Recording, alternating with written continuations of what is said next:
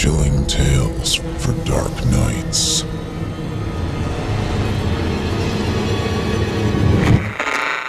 Want to make sure you never miss a Chilling Tales for Dark Nights video again? Be sure to subscribe and hit that bell to turn on notifications. I enjoy running quite a bit. It might come off as a bit odd to say, but it really is important to me. I found my love for it back in high school when I ended up drifting aimlessly under the cross-country track teams.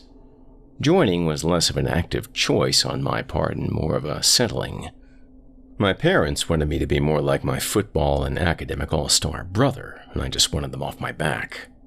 Running seemed like the easiest choice. It was less of a skill-based sport and more of a test of endurance, which is something I thought I had plenty of, given all the hour-long lectures I've sat through. Of course, it wasn't easy like I thought it would be.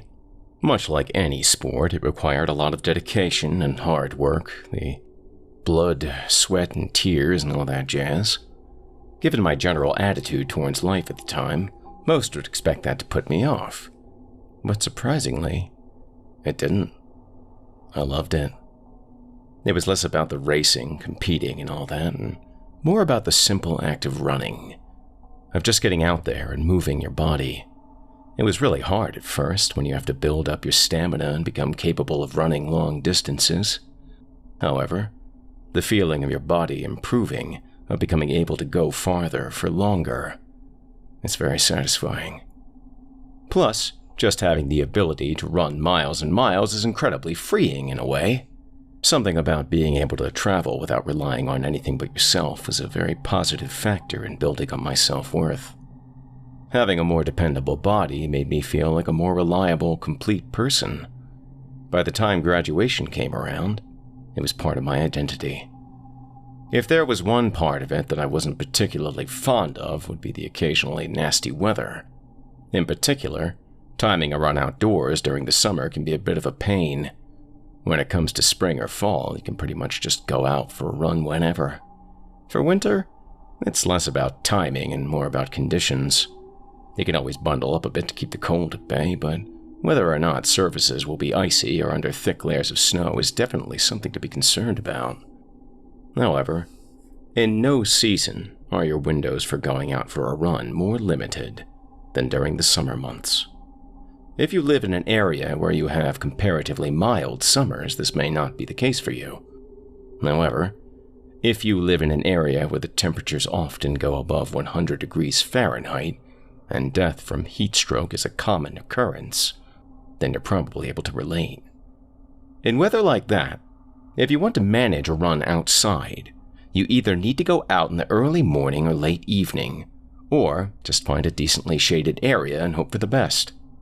Sure, you could just go to an air-conditioned gym and run on a treadmill, but it just isn't quite the same, you know? Thankfully, when it came time for college, I ended up at one with a beautiful campus with extensive jogging and bike paths, which were in well-shaded forested areas. On top of that, my schedule ended up organized in such a way that I had plenty of time free in the mornings and evenings on most days. Overall, I was in pretty good shape to be able to run outside in any season, even in the hottest days of summer. If it weren't for what happened that one day, it would have been perfect. I was a bit late getting out of the dorm for my run that evening. I had to meet with my professor after class to go over my plan for the final project, and the meeting ended up running a bit late. It was getting close to sunset by the time I got back from class and finished changing into my workout gear, but I decided to go out for a run anyway. Missing a day was a bit of a pet peeve of mine, and I figured that if I ran quickly enough, I'd be able to make it back before the sun set completely. I was right about that. I did manage to get back before the sun finished dipping below the horizon. However, there was one thing that I neglected to factor in. That in dense woods, it would start to get really dark long before the sun set completely. I was about halfway through the last leg of my 6-mile loop when it really started to set in. I could barely see my own feet hit the pavement, let alone the path ahead. It was then that I realized my mistake. However, I was well beyond being able to do much of anything about it. I was about 1.5 miles away from getting back to the relatively well-lit campus, but it wasn't like there was a way for me to cut the run short at that point. I was already on the quickest way back. The most I could do was run a bit faster. Sighing, I picked up my pace a bit, hoping that I could make it back to campus before I lost all traces of light. I wished then that I hadn't left all my devices at home and opted to enjoy the sounds of nature rather than music. At least then I could have had something to light my path. Unfortunately, I didn't quite make it.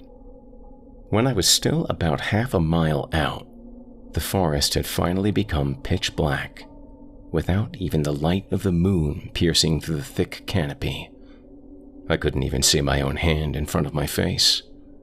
I didn't really mind it so much, though. It did feel a bit unnerving, but running without sight was also sort of fun. A new experience. Sort of like showering with the bathroom lights off. Sure, running in the dark was a lot riskier in comparison, but the maintenance staff did a pretty good job of keeping the trails clear, so I was in little danger of tripping. Also, at that point, it was pretty much a straight shot to campus. I felt relatively safe. That is, until I wasn't.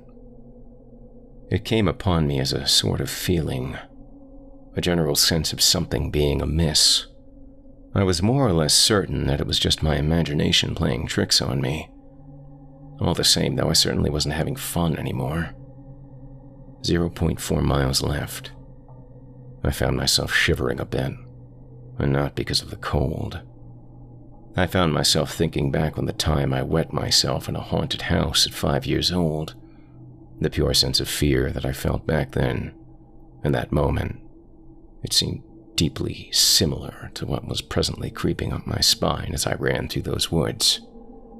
The rapid beating of my heart, already quickened by the exercise, pushed fearful adrenaline through my system even quicker. I picked up the pace. 0.3 miles left. I almost couldn't hear the sound of the branch snapping over the pounding of my heart and the rush of my breath. It came from somewhere off in the woods behind me and to my left. It was a perfectly normal sound to hear in the woods, completely innocuous. Probably just a small animal in the underbrush. However, being as anxiety-ridden as I was in that moment, it may as well have been a gunshot. Reason was leaking rapidly from my mind. I felt certain that whatever had made that noise was coming for me. I was running full tilt now. 0.2 miles left. I heard a second set of footfalls. Where once it was just the rhythmic smacking of my sneakers against the pavement, suddenly, there was an accompaniment. It seemed that whoever, or whatever, was behind me was trying to match my pace as best they could, but it was ever so slightly offbeat. The sound seemed to be getting closer. I broke into a dead sprint. So did they, dropping any pretense of stealth. 0.1 miles left. I could see the exit, where the last of the trees parted, giving way to the well-manicured lawns of the campus grounds. It was so very close, a distance I could cover in less than a minute at a light jog. I couldn't take much comfort in that, though. Whatever was chasing me was right at my heels. They were so close that they might be able to reach out and touch me. With this proximity, I started to notice things. Little details that seemed to only terrify me further. The scrape of claws against the pavement with every step. A wet stench of rotting meat. A breath of hot air that coated my back in a vile humidity.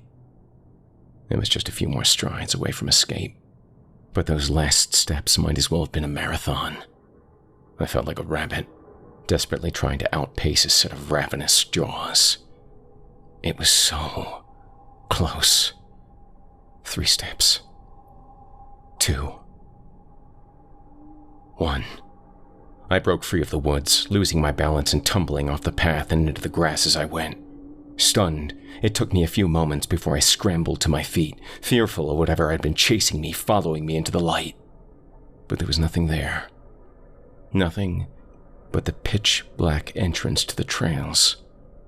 The way the light hit the trees made it seem almost like a dark tunnel leading into the depths of a mountain, with a great gaping maw of some massive beast. Intimidating, yet harmless. Whatever had been chasing me was gone. Perhaps it was never even there. I stumbled to my feet, out of breath yet full of relief. I chuckled a bit to myself and glanced about, thankful to find that no one was around to catch sight of my foolishness. Having fully convinced myself that I had simply imagined the whole thing, I headed off towards my dorm at a limping jog. It felt like I had pulled a calf muscle during my tumble. It wasn't until I got back to my dorm room and started stripping down for a shower that I saw them. A series of small, thin incisions in my right calf, arranged in the shape of a semicircle. They were about an inch deep and steadily oozing blood. It was almost as if I had been bitten by a small shark with a mouth full of razor blades. With that incident, in addition to the several disappearances that occurred out in those woods over the next 5 years, I was pretty much done with running on those trails. I stuck to using the treadmills at the school gym for the rest of my time at that college, even during the daylight. It just felt safer that way. Chilling tales for dark nights.